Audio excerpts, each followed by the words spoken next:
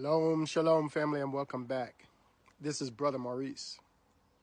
Today, we're going to be talking about the God of heaven who is hidden from the world. During this time, a lot of information is coming back to those desiring to know the truth. The Bible talks about many other books that were written, and it's very important for us to begin to dig into these books, because the God of heaven, family, has been hidden from us. Now, the restored version of Matthew chapter 5, verse number 8 says, "And blessed are all the pure in heart, who in righteousness seek to know God and his ways, that they might understand truth." And we're going to stop there. It says, seek to know God and his ways. Today, we believe that we know God, but we've been given a lot of things that weren't quite the truth. Now that we have the sealed portion, and this is the book that Daniel was told to seal up, in Daniel chapter 12, verse 4. The sealed portion, chapter 58, verse 51 says, "For light is truth and knowledge, and shall be given to all those who have perfected their lives through the words or the manna of Christ." How do we begin to perfect our lives, family? We begin this by treating people the way we want to be treated. We begin this, family, by showing love to all people. Let's go to Isaiah chapter 55, verse 8 and 9, because we've been given some understanding from men, but now it's time for us to understand the Father per the true scriptures that we should be reading on our own.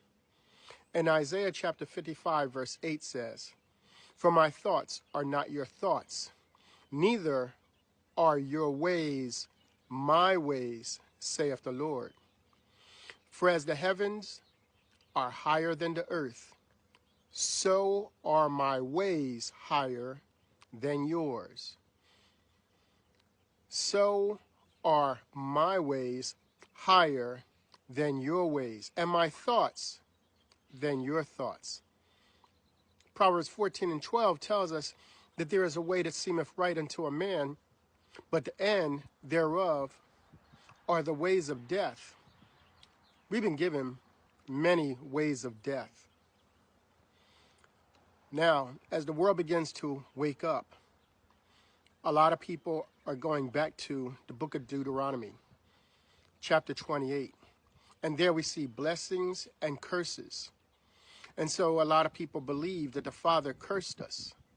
But now let's get some understanding of the truth of what happened. In the book of Malachi, it talks about the book of remembrance. And these are a series of books, because during these different time periods, different people kept these books of remembrance. Now, the book of remembrance of Melchizedek, in what's called Little Book, chapter 1, verse number 114, listen what it says. And when the proclamation sounded, the prophecies of my fathers were poured out. The prophecies of my father were poured out, and his thoughts in his meditations have brought about the knowledge of the consequences of the sins of the wicked of all the nations. Now listen here. It says, "And the wicked will view these consequences as curses, even though they chose to have them. And they will blaspheme God and attribute what happens to them to be the anger and vengeance of God. And they have filled the earth with lies. And we're going to stop there. Did you hear this? The Father prophesied things that were going to happen if we did not keep his laws of love, his laws of treating people the way that we want to be treated. But the wicked view these things as consequences. They view these things as curses. And it says that they chose to have them. That's why in the Bible now, these things are written as curses. We have to understand that the Bible has been around for a while. And the Bible has been through the hands of many wicked people. So there are many things that have been changed, things that have been added, and things that have been taken away. And that's why in Revelation chapter 22, it stated what would happen to the things, to the people that did these different things. But now that we have the sealed portion, we should understand now how to vet the Bible for truth. And not just the sealed portion, but all these other books that are starting to be returned back to the world. And in the sealed portion, chapter 31, verse 51, it says, "And whatsoever ye find in the scriptures that ye have among you, that does not agree with that which ye shall read in this record," this being the sealed portion. So now if you're reading things in the Bible and it doesn't agree with what you see in the sealed portion, it says, "Then you shall know that it has been changed and added to or taken away. And if it have been changed in this manner, then the words of this record," which is the sealed portion, "can help you to know the truth regarding these changes, even the truth that was meant to be known by those who have written these things." Did you hear that? So we can see now a starting way to vet the truth, to vet the Bible, to find the truth. We have to understand all the books that are written, they all have been altered in some way or another. But it's important that you learn who God is. Because what did it say? Blessed are those who seek to know God's ways. So now we must seek to know God's ways. The book of remembrance of Moses, chapter 10, verse 28 says, "And all kinds of terrible atrocities and terrible acts of wanton cruelty have been attributed to God."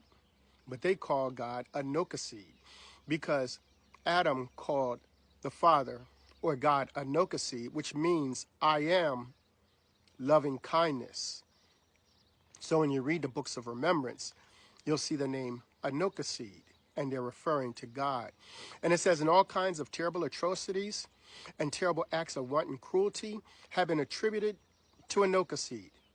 And he is, and God is, our gentle and loving one, who has the name Anokoseed. And he is the great I am loving kindness." Now let's go back to the sealed portion, chapter 18, verse 25. It says, "And do you think that you can become like unto our Father if you do not understand the things that the Father doeth? And the Father obeyeth the law of the gospel in all things." Did you hear what that said? It says that the Father obeys the law of the gospel in all things. But if that's true, the Bible said that the Father had the Israelites to kill men, women, children, and wipe out the animals also. So where in the world did that come from? Because it says that the Father obeys the law of the gospel also. We know, "Thou shalt not kill." And it says, "And he had commanded his Son, even Jesus the Christ," or Yeshua Christ, "to teach us this law." What law is that? The law of love your neighbor. treat people the way that you want to be treated. And we might learn to live by it. And if we live by the same law by which our Father liveth, then we become one with him. And then the atonement is fulfilled. So now we understand that the Father does not kill. We also understand that Christ does not kill. Because people believe that when Christ returns, he's going to be killing. But Christ said, when you've seen me, you've seen the Father. And now we see that the Father is loving. He is loving kindness. Let's go to the sealed portion, chapter 54, starting at verse number 9. Pay attention here. It says, "For the Lord never gave a commandment to his children that they should kill one another, not for any crime or sin that they might commit among them, but that forgiveness should be given, except it be those who murder another, but even these should not be killed, but taught the gospel while they are in prison, to prepare them for the spirit world when they should die." Now listen what the children of Israel did. "But the children of Israel had corrupted the law of Moses and taught that murder of another was justifiable under the law unto those who committed specific sins among them. And that which had been recorded in the Bible, which are the words of the Jews, hath been passed down from generation to generation since the laws were first given by Moses. And these laws were changed, to fit the fancies and desires of men." What's 1 John chapter 4, verse 7 says? It says, "Beloved, let us love one another, for love is of God. And everyone that loveth is born of God and knoweth God. And he that loveth not knoweth not God, for God is love." So we have a lot of people want to see their enemies killed and destroyed. That's not love, family. You're following another God, and that is not the God in heaven. So who is God? Let's go to the book of remembrance of Melchizedek. Melchizedek chapter 1, verse 47. "And a voice said, In the beginning was God, and God is good, and his goodness was before me. I was astonished and held my breath. And the voice continued, Man in his fallen state does not think of God as God is, but leans towards viewing God as man is, and sees God only as the God of man. But God has the ability to penetrate this blindness and reveal himself to man, so man can see God as God is." Now let's go to the book of remembrance of ancient grandmothers, chapter 3, verse number 37.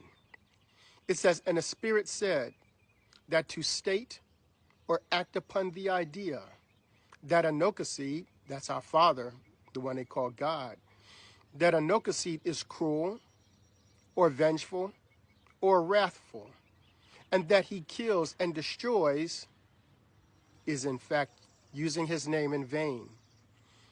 And I saw that the wicked were able to define a Nokoseed in this way, by the use of blood as the element of wickedness. And great will be their embarrassment when they stand before him, and such will enter into the light of his presence, holy, unclean." Let's go to the Third Testament, chapter 5, starting at verse 35.